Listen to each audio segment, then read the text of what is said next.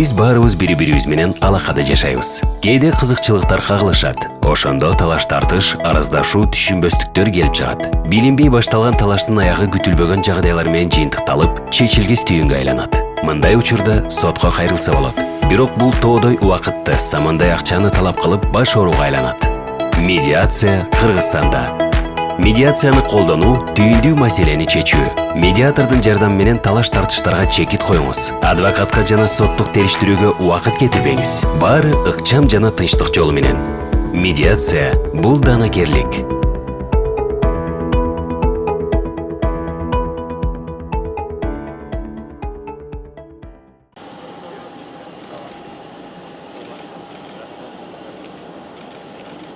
Казакстан Республикасынын премьер-министри Аскар Мамин расмий сапар менен Кыргыз Республикасына келди. Манас эл аралык аэропортунда аны Кыргыз Республикасынын премьер-министри Мухамбеткалый Абылгазиев тосуп алды. Аэропорттогу расмий жолугушууда ардак кароолдун ротасы тизилип, оркестр эки өлкөнүн мамлекеттик гимндерин аткарды.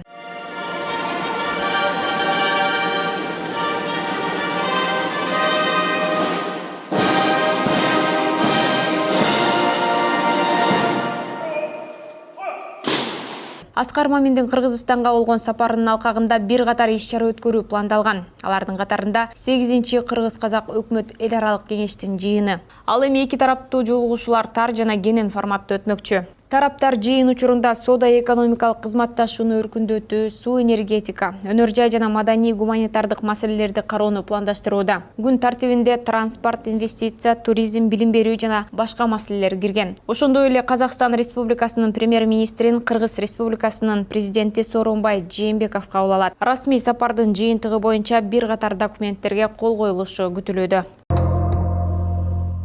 Экономикалык кылмыштарга каршы мамлекеттик кызмат Бишкекте жасалмаrak өндүрүп сатып жүргөн топ аныкталганын кабарлады. Маалыматка караганда, бул спирт ичимдигин Аю бренди менен чыгарып келишкен. Ыкчам иликтөө учурунда алкоголдук ичимдиктерди Ош базары тарапта жеке үйдө көптөн бери чыгарып келишкени аныкталган. Аталган факт боюнча кылмыштардын жана жоруктардын бирдиктүү реестине катталып, 229 берененин 1-бөлүгү боюнча сотко чейинки өндүрүш иштери башталды.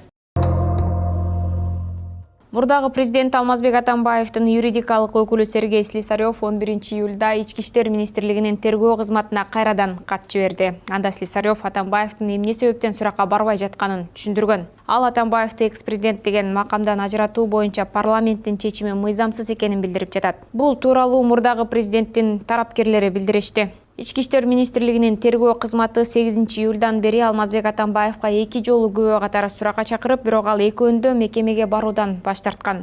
Тергөө кызматы Крим Төбөл Азиз Батукаевдин мөөнөтүнөн мурда түрмөдөн бошотулушуна байланыштуу быйыл жыл башында жанданган кылмыш ишин иликтөөдө. Атамбаев кол тийбестиктен Жогорку кеңештин 27-июнундагы чечиминен кийин ажыраган. Аны утурлай башкы прокурор Өткүрбек Жамшитов парламентте маалымат берип жатып, Алмазбек Атамбаев 2013-жылы Крим Төбөл Азиз Батукаевдин мөөнөтүнөн мурда абактан бошотууга жеке өзү тапшырма бергенин айткан.